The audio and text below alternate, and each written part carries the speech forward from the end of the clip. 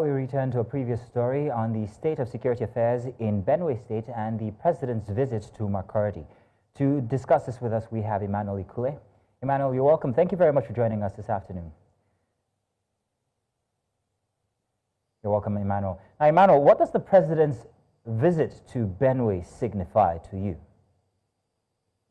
Now, for me, when you look at the visit, the first thing that comes to mind is this solidarity to actually sympathize and empathize with the people of Benue State, citizens of which is the number one, to console them for what they are actually experiencing currently.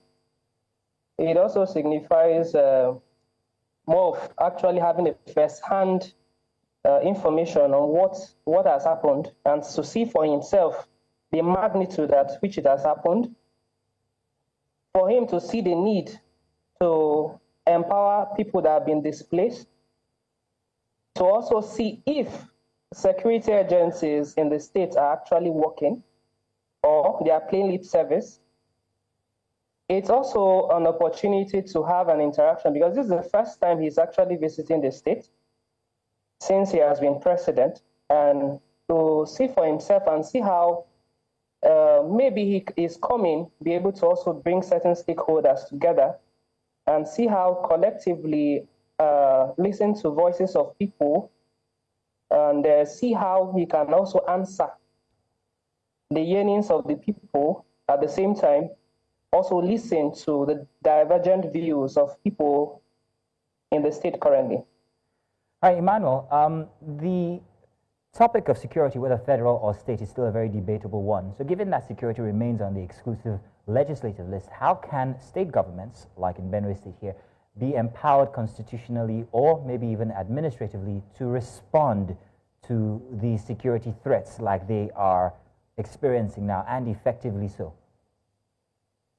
When the president came on board, I think one of the first things he was concerned about was ensuring that we have a state police. And I think these are some of the reasons why a lot of persons advocate for state police. And to look at the equation particularly which you asked, I know a lot of states and even regions that have gone above board to defend their people because the essence of every government is actually security of lives and property.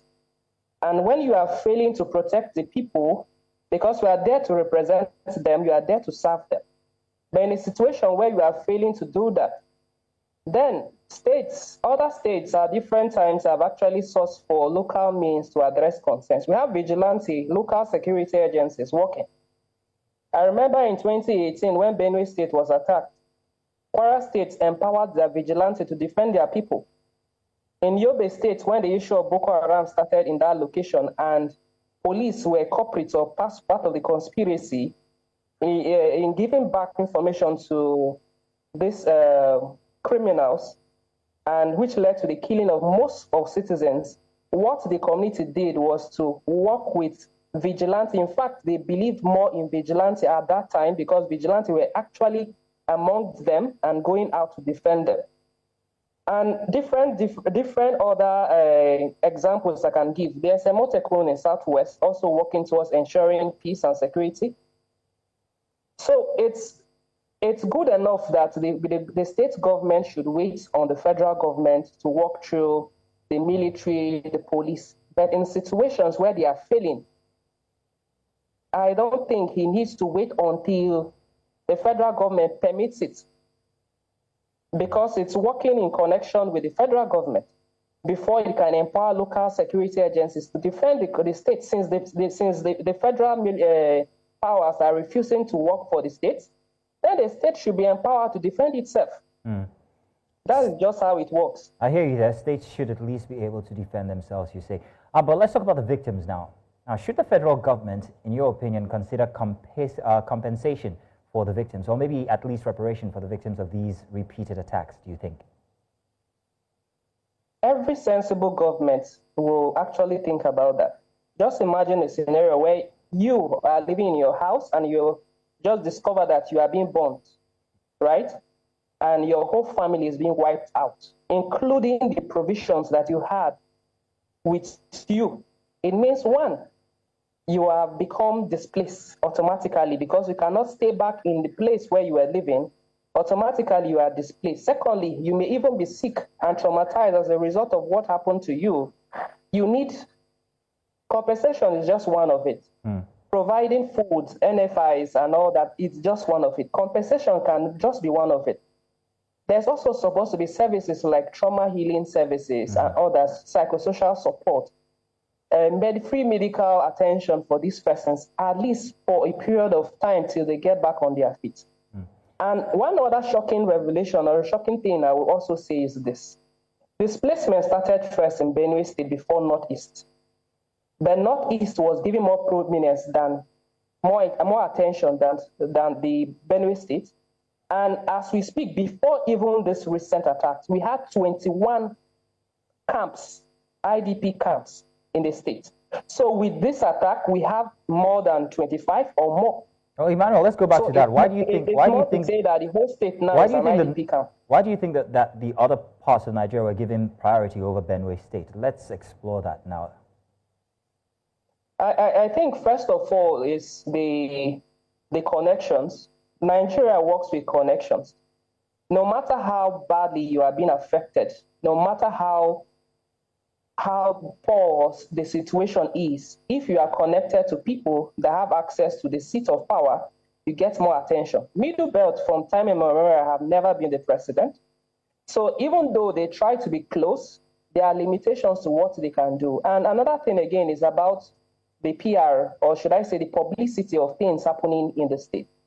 When state governments are more like in control of what is being reported, it limits the actual report coming out, because for a state like Benue, which is filled with more of civil servants that have little, or should I say most of their resources are from farming or civil service salaries they receive, there's little or more to independent reporting because you won't be able to feed. So such persons try as much as possible to report what is in line with what the government wants, because the government will still want to retain power, and anything that looks in reporting, anything that will tarnish their image, they try to fight against it. That is why situations, even recently with all these killings and attacks, people came out to protest. The same police that couldn't go out with helicopters to attack these criminals actually came out and shot people. So as we even discuss, as we are discussing currently, there are people in the hospital because of bullet wounds by law enforcement officers. This happened just some days ago. So it shows you how much the government does not even want that even if you are being killed, shut up. So the Section 39, which talks about freedom of expression, is no longer of relevance in the country, as no longer recognized, just like a Section 33, which speaks about right to life. Because Benue State, for me, or how I'm seeing it, it means we don't really have life, or our life is not worth it. All right. That is why people can stroll in, kill people, and go back unattended to. Emmanuel Ikule, thank you very much for giving us your afternoon to discuss matters inside of Benue State. Thank you.